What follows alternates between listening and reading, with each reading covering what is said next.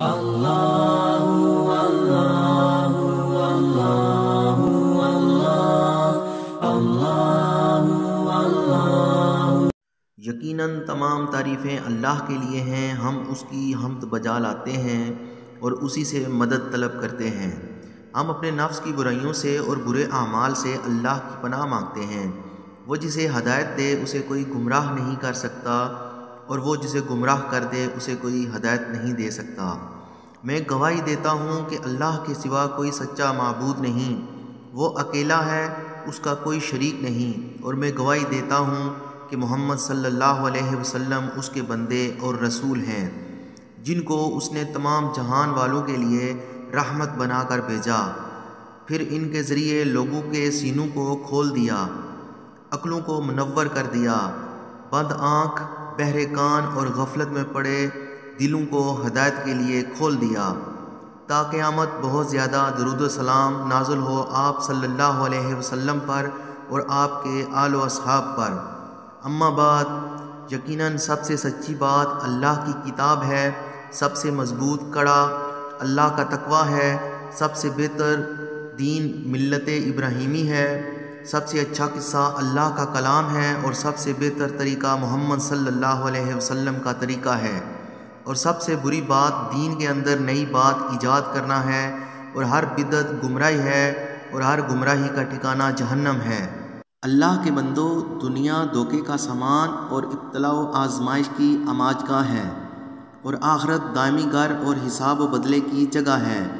چنانچہ جس نے ذرہ بھر نیکی کی ہوگی وہ اسے دیکھ لے گا، اور جس نے ذرہ بھر برائی کی ہوگی وہ بھی اسے دیکھ لے گا۔ اس لیے اللہ سے ڈرو اور اس کے حکم کو بجا لاؤ، اور جس چیز سے اس نے ڈرایا ہے اس سے باز آ جاؤ۔ ارشاد باری تعالیٰ ہے، اے ایمان والو، اللہ سے ڈرو اور ہر شخص دیکھے کہ اس نے کل کے لیے کیا بھیجا ہے۔ اللہ سے ڈرتے رہو، اللہ یقیناً تمہارے اعمال سے باخبر ہے۔ اے مسلمانوں، زمانے کے اوقات ظاہر میں ایک دوسرے کے مشابہ ہیں، لیکن اللہ تعالیٰ نے بعض اوقات کو فضیلت بخشی ہے اور ان میں سے مزید خصوصیات اور برکتیں رکھی ہیں، جیسے لیلۃ القدر کو تمام راتوں پر فضیلت بخشی۔ اور آپ کو کیا معلوم کہ لیلۃ القدر کیا ہے؟ قدر والی رات 1000 مہینوں سے بہتر ہے۔ اسی طرح عرفہ کے دن اور جمعہ کے دن کو تمام ایام پر فضیلت بخشی ہے، اور ماہ رمضان کو سب سے افضل مہینہ قرار دیا ہے، کیونکہ اس میں قرآن نازل ہوا اور روزے فرض کیے گئے۔ اسی طرح حرمت والے مہینوں کی عظمت کو قرآن پاک میں بیان فرمایا اور ان کی حرمت کو پامال کرنے سے ڈرایا۔ ارشاد باری تعالیٰ ہے، جس دن اللہ نے آسمانوں اور زمین کو پیدا کیا اس دن سے اللہ کی کتاب کے مطابق اللہ کے ہاں مہینوں کی تعداد 12 ہی ہے، جن میں 4 مہینے حرمت والے ہیں۔ یہی مستقل ضابطہ ہے، لہذا ان مہینوں میں قتال ناحق سے اپنے آپ پر ظلم نہ کرو۔ اور نبی صلی اللہ علیہ وسلم نے خطبہ حجۃ الوداع میں ان مہینوں کی حرمت و عظمت کو باقی رکھنے کی تاکید کی۔ چنانچہ ابو بکر رضی اللہ عنہ سے روایت ہے کہ نبی صلی اللہ علیہ وسلم نے حجۃ الوداع کے خطبے میں فرمایا، زمانہ گھوم کر اپنی اسی حیت میں لوٹ آیا ہے جس دن اللہ نے آسمان اور زمین کو پیدا فرمایا تھا۔ سال کے 12 مہینے ہیں، جن میں سے 4 حرمت والے ہیں، 3 پے در پے ہیں، ذی القعدہ، ذی الحجہ اور محرم، اور رجب جو کہ جمادی اور شعبان کے درمیان میں آتا ہے۔ پھر آپ صلی اللہ علیہ وسلم نے فرمایا، یہ کون سا مہینہ ہے؟ ہم نے کہا، اللہ اور اس کے رسول زیادہ بہتر جانتے ہیں۔ راوی کہتے ہیں کہ آپ صلی اللہ علیہ وسلم خاموش رہے اور ہمیں لگا کہ شاید آپ اس کا کوئی دوسرا نام بتائیں گے۔ پھر آپ صلی اللہ علیہ وسلم نے کہا، کیا یہ ذی الحجہ نہیں ہے؟ ہم نے کہا، کیوں نہیں اے اللہ کے رسول؟ پھر آپ صلی اللہ علیہ وسلم نے کہا، یہ کون سا شہر ہے؟ ہم نے کہا، اللہ اور اس کے رسول زیادہ بہتر جانتے ہیں۔ راوی کہتے ہیں کہ آپ صلی اللہ علیہ وسلم خاموش رہے اور ہمیں لگا کہ شاید آپ اس کا کوئی دوسرا نام بتائیں گے۔ پھر آپ صلی اللہ علیہ وسلم نے کہا، کیا یہ مکہ شہر نہیں ہے؟ ہم نے کہا، کیوں نہیں اے اللہ کے رسول؟ پھر آپ صلی اللہ علیہ وسلم نے کہا، آج کون سا دن ہے؟ ہم نے کہا اللہ اور اس کے رسول زیادہ بہتر جانتے ہیں۔ راوی کہتے ہیں کہ آپ صلی اللہ علیہ وسلم خاموش رہے، یہاں تک کہ ہم یہ سمجھنے لگے کہ شاید آپ اس کا کوئی دوسرا نام بتائیں گے۔ پھر آپ صلی اللہ علیہ وسلم نے کہا کیا آج قربانی کا دن نہیں ہے؟ ہم نے کہا کیوں نہیں اے اللہ کے رسول؟ تو نبی صلی اللہ علیہ وسلم نے فرمایا بے شک تمہارا خون، تمہارا مال اور تمہاری عزت تم پر حرام ہے، جیسے تمہارا آج کا یہ دن تمہارے اس شہر میں اور تمہارے اس مہینے میں محترم ہے، اور عنقریب تم اپنے رب سے ملو گے تو وہ تم سے تمہارے اعمال کے بارے میں سوال کرے گا۔ تم لوگ میرے بعد کافر یا گمراہ نہ ہو جانا کہ تم ایک دوسرے کی گردن اڑانے لگو۔ سن لو تم میں سے جو موجود ہیں وہ غیر حاضر شخص کو میرا یہ پیغام پہنچا دے۔ پھر آپ صلی اللہ علیہ وآلہ وسلم نے فرمایا سن لو کیا میں نے پیغام پہنچا دیا، سن لو کیا میں نے پیغام پہنچا دیا۔ اللہ کے بندو، حرام کاری میں ملوث ہو کر اپنے نفس پر زیادتی کرنا، محرمات کا ارتکاب کر کے اپنے نفس کو سزا، پوچھ گچھ اور حساب کے درپے کرنا، اپنے نفس پر ظلم اور حرمت والے مہینوں کی پامالی میں داخل ہے۔ ارشاد باری تعالیٰ ہے پس تم ان مہینوں میں اپنی جانوں پر ظلم نہ کرو، لہٰذا حرمت والے مہینوں کی حرمت و عظمت کا لحاظ کریں، اللہ سے ڈریں اور گناہ کے ارتکاب سے بچیں، نافرمانی کے بعد فوراً توبہ کریں اور نیکی کے کام میں سبقت کریں، اور ان لوگوں کی طرح ہو جائیں جن کے بارے میں اللہ تعالیٰ فرماتا ہے اور جب ان سے کوئی بدکاری ہو جاتی ہے یا اپنے آپ پر ظلم کرتے ہیں تو اللہ کو یاد کرتے ہیں اور اپنے گناہوں کے لیے مغفرت طلب کرتے ہیں، اور اللہ کے علاوہ کون گناہوں کو معاف کر سکتا ہے، اور اپنے کیے پر جان بوجھ کر اصرار نہیں کرتے۔ ان لوگوں کو بدلہ میں ان کے رب کی مغفرت اور وہ جنتیں ملیں گی جن کے نیچے نہریں جاری ہوں گی، جہاں وہ ہمیشہ رہیں گے، اور عمل صالح کرنے والوں کا بدلہ اچھا ہوتا ہے۔ اے مسلمانوں، ان اوقات کی عظمت و احترام کا خیال رکھنا یقیناً نیکی اور اطاعت کا کام ہے، اور ان کی حرمت کو پامال کرنا کبھی نافرمانی ہے۔ ارشاد باری تعالیٰ ہے اور جب کوئی اللہ کی قائم کردہ حرمتوں کا احترام کرے تو یہ اس کے لیے اپنے رب کے نزدیک زیادہ بہتر ہے۔ فضیلت والے اوقات میں نیکی و اطاعت کے کام نفس کی طہارت اور پاکیزگی کے لیے زیادہ مؤثر ہوتے ہیں، اور ان اوقات میں برائی کے ارتکاب سے نفس پر شدید خطرات مرتب ہوتے ہیں۔ اللہ کے بندوں، بعض اوقات ایسے ہیں جن میں نیکی کے کام پر زیادہ اجر و ثواب ملتا ہے اور حرام کاموں کے ارتکاب پر زیادہ سزا ملتی ہے، لہٰذا ان میں معصیت کے ارتکاب پر سخت سزا کی وعید ہے اور اطاعت کے کام کرنے پر بہت زیادہ اجر و ثواب ہے۔ کسی وقت اور جگہ کی حرمت جس قدر زیادہ ہوگی اسی قدر نیکی کا ثواب زیادہ اور نافرمانی کی سزا شدید ہوگی۔ اسی وجہ سے بہت سارے فقہا نے ان مہینوں میں قتل جیسے گناہ کا ارتکاب کرنے پر قاتل کو دیت مغلظہ ادا کرنے کا حکم دیا ہے، اور ان کی حرمت کو پامال کرنے پر تعزیری سزا بھی رکھی ہے۔ اہل عرب چونکہ ملت ابراہیمی پر کاربند تھے، اس لیے وہ حرمت والے مہینوں کا بہت زیادہ احترام کیا کرتے تھے، یہاں تک کہ اگر کوئی شخص اپنے باپ کے قاتل کو بھی دیکھ لیتا تب بھی اسے چھوڑ دیتا۔ شریعت اسلامیہ نے بھی ان کی حرمت و عظمت کو برقرار رکھا۔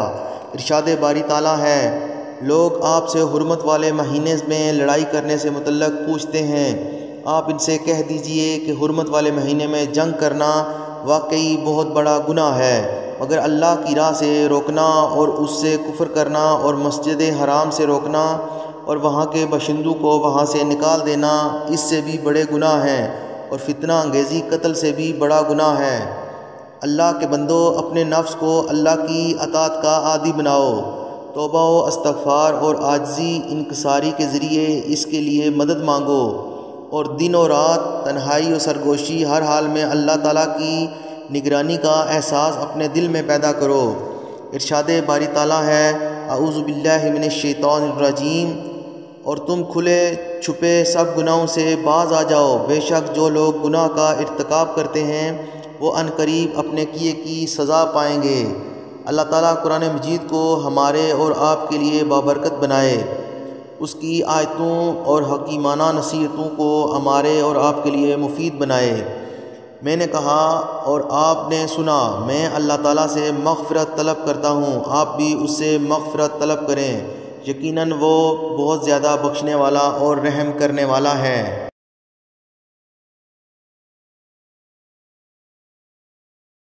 تمام تعریفیں اللہ کے لیے ہیں، ایسی تعریف جو اس کی عظمت و جلال کے شایان شان ہے، اور درود و سلام نازل ہو اس کے برگزیدہ نبی اور رسول پر اور ان کے آل و اصحاب اور متبعین و اولیاء پر۔ اللہ کے بندو، اللہ تعالیٰ نے آپ کو بے مقصد پیدا نہیں کیا ہے اور نہ ہی ہرگز آپ کو بے یار و مددگار چھوڑے گا۔ اس نے زندگی و موت مقدر کیا ہے تاکہ وہ آزمائے کہ تم میں سے کس کا عمل زیادہ اچھا ہے۔ بس یہ دنیا امتحان کی جگہ ہے اور آخرت ہی حقیقی ٹھکانہ ہے، لہٰذا جو نیک عمل کرے گا وہ اپنے نفس کے لیے کرے گا، اور جو برا عمل کرے گا اس کا وبال بھی خود اسی پر آئے گا، اور بدلہ عمل کے جنس سے ہی ملے گا۔ عقل مند وہ ہے جو اپنے نفس کی اصلاح کرے، اس کا محاسبہ کرے اور موت کے بعد کی زندگی کے لیے عمل کرے، اور عاجز وہ شخص ہے جو اپنے نفس کو خواہشات کے پیچھے بے لگام چھوڑ دے اور اللہ تعالیٰ سے جھوٹی امیدیں رکھے۔ اے مسلمانوں، اللہ تعالیٰ نے تمہیں اپنی اطاعت کے لیے پیدا کیا ہے، اس لیے اس کی عبادت کرنے میں سبقت کرو تو تم اس کی رضامندی کو پالو گے اور اس کی جنت میں داخل ہو کر کامیاب و کامران ہو جاؤ گے۔ خالی اوقات کے لمحات کو غنیمت جانیں اور ان میں حرام کاموں کے ارتکاب سے بچیں اور اللہ تعالیٰ سے ملاقات کرنے کی تیاری کر لیں۔ سب سے بہتر وہ شخص ہے جس کی عمر لمبی ہو اور عمل اچھا ہو، اور سب سے برا وہ شخص ہے جس کی عمر لمبی ہو اور عمل برا ہو۔ اللہ تعالیٰ کو قرض حسن دیا کریں اور اپنے نفس کے فائدے کی چیزیں آگے بھیجیں، اور تم اپنے نفس کے لیے جو بھی بھلائی آگے بھیجو گے تم اسے اللہ کے پاس موجود پاؤ گے۔ اللہ کے بندو، حرمت والے مہینوں کی تعظیم و احترام اور خالی اوقات کو اچھے کاموں میں استعمال کرنے سے اللہ تعالیٰ کی نگرانی کا احساس مزید مضبوط ہوتا ہے، عہد و پیمان کی تجدید ہوتی ہے، نفس کا محاسبہ اور اس کی اصلاح ہوتی ہے، نفس کی تربیت اور تزکیہ کے لیے جدوجہد میں اضافہ ہوتا ہے۔ لہٰذا ان اوقات کے بہتر استعمال کی کوشش کریں اور وقت نکل جانے سے پہلے کار خیر انجام دیں۔ اللہ کے ساتھ اپنے عہد و پیمان کی تجدید کریں اور ٹال مٹول کرنے سے بالکل گریز کریں، کیونکہ ایسا کرنے سے موقع ہاتھ سے نکل جاتا ہے۔ اس لیے موت سے پہلے زندگی میں کوشش کریں، مشغولیت سے پہلے خالی اوقات کو استعمال کر لیں، فقیری سے پہلے مالداری کو، بڑھاپے سے پہلے جوانی کو اور بیماری سے پہلے تندرستی کو غنیمت جانیں۔ ابن عباس رضی اللہ تعالیٰ عنہما سے روایت ہے کہ رسول اللہ صلی اللہ علیہ وسلم نے ایک شخص کو نصیحت کرتے ہوئے فرمایا، 5 چیزوں کو 5 چیزوں سے پہلے غنیمت جانو، اپنی جوانی کو بڑھاپے سے پہلے، اپنی تندرستی کو بیماری سے پہلے، اپنی مالداری کو فقیری سے پہلے، اپنی فرصت کو مشغولیت سے پہلے اور اپنی زندگی کو موت سے پہلے۔ اسے حاکم نے روایت کیا ہے۔ اس لیے عقل مند انسان کبھی بھی یہ نہیں چاہے گا کہ اس کی زندگی کے لمحات برباد ہوں اور اس کی زندگی دنیا و آخرت کے فائدے کے کاموں کی بجائے لا یعنی اور بیکار چیزوں میں گزرے۔ خالی وقت نعمت ہے بشرطے کہ اسے اچھے کاموں میں لگایا جائے، لیکن اگر اسے برباد کر دیا جائے تو زحمت ہے۔ ابن عباس رضی اللہ تعالیٰ عنہما سے روایت ہے کہ نبی صلی اللہ علیہ وسلم نے فرمایا، 2 نعمتیں ایسی ہیں جن کے بارے میں اکثر لوگ دھوکے کے شکار ہیں، تندرستی اور خالی وقت۔ اسے بخاری نے روایت کیا ہے۔ اللہ کے بندوں، دیگر مہینوں کے مقابلے میں حرمت والے مہینوں کی خاص اہمیت ہے، اس لیے مناسب یہی ہے کہ حرمت والے مہینے ہی سے سال کی شروعات ہو، سال کے درمیان بھی آئے اور سال کا اختتام بھی حرمت والے مہینے ہی سے ہو۔ تمام مہینے عبادت کے موسم ہیں، اگرچہ فضیلت اور کام کے لحاظ سے ان کے درمیان کچھ فرق ہے۔ اسی طرح پوری عمر عمل اور اطاعت کا وقت ہے۔ ہر شخص اپنے نفس کو بیچتا ہے، کوئی اسے آزاد کرتا ہے اور کوئی اسے ہلاکت میں ڈالتا ہے، اور ہر شخص کے لیے وہی کام آسان ہوتا ہے جس کے لیے وہ پیدا کیا گیا ہے۔ اللہ کے بندوں، حرمت والے مہینوں کی تعظیم کا تقاضا یہ ہے کہ ان میں حرام کاموں سے بچا جائے۔ شبہات اور بدعتیں جن کا حکم اللہ نے نہیں دیا ہے اور نہ ہی کسی دلیل سے ثابت ہیں، ان سے گریز کیا جائے۔ نبی صلی اللہ علیہ وسلم نے ارشاد فرمایا، جس نے بھی ہمارے اس دین میں کوئی ایسی بات ایجاد کی جو اس میں نہیں تھا تو وہ مردود ہے۔ نیز فرمایا، جس نے کوئی ایسا عمل کیا جو ہمارے طریقے کے خلاف ہو تو وہ مردود ہے۔ نبی صلی اللہ علیہ وسلم نے ہمیں واضح ہدایت پر چھوڑا ہے، جس کی رات اس کے دن کی مانند روشن ہے۔ اس سے وہی شخص بھٹک سکتا ہے جس کے مقدر میں ہلاکت ہو۔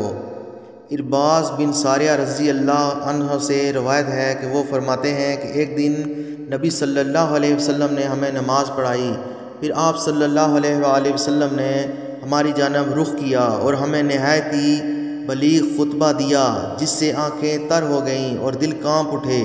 تو کسی نے کہا، اے اللہ کے رسول، ایسا لگ رہا ہے کہ یہ کسی رخصت ہونے والے کی نصیحت ہے، لہٰذا آپ ہمیں کچھ وصیت کر دیجئے۔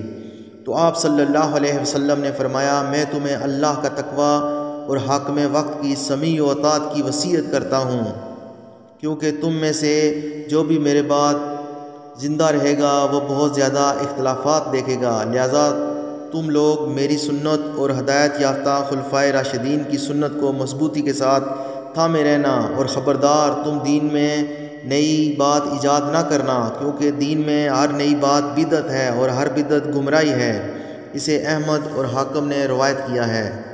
اے اللہ، تو ہمیں گناہ اور بدعت سے محفوظ فرما اور ہمیں سنت اور اتباع پر باقی رکھ، اور اسی پر ہمیں موت دے اور تو ہم سے راضی ہو جا۔ اے سارے جہانوں کے پروردگار، اے اللہ تو اسلام اور مسلمانوں کو غلبہ عطا فرما۔ اے اللہ تو اسلام اور مسلمانوں کو غلبہ عطا فرما اور اپنے موحد بندوں کی مدد فرما۔ اے اللہ تو ہماری سرحدوں کی حفاظت فرما۔ اے اللہ تو ہماری سرحدوں کی حفاظت فرما اور سرحدوں کی نگرانی پر مامور ہماری فوج کی مدد فرما اور ان کی حفاظت فرما۔ اے رب العالمین، اے اللہ تو اس ملک کو امن و امان کا گہوارہ بنا دے۔ اے اللہ تو اس ملک کو امن و امان کا گہوارہ بنا دے۔ اے اللہ تو اس ملک کو امن و امان کا گہوارہ بنا دے اور تمام مسلم ممالک کو بھی امن و امان کا گہوارہ بنا دے۔ اے اللہ تو ہمیں اپنے وطنوں میں امن و سکون نصیب فرما اور ہمارے حکمرانوں اور بادشاہوں کی اصلاح فرما۔ اے اللہ تو ہمارے بادشاہ خادم حرمین شریفین کو خیر کے کاموں کی توفیق عطا فرما اور تو ان کی مدد فرما۔ اے اللہ تو انہیں اور ان کے ولی عہد کو اپنی پسند اور رضا کے کاموں کی توفیق عطا فرما۔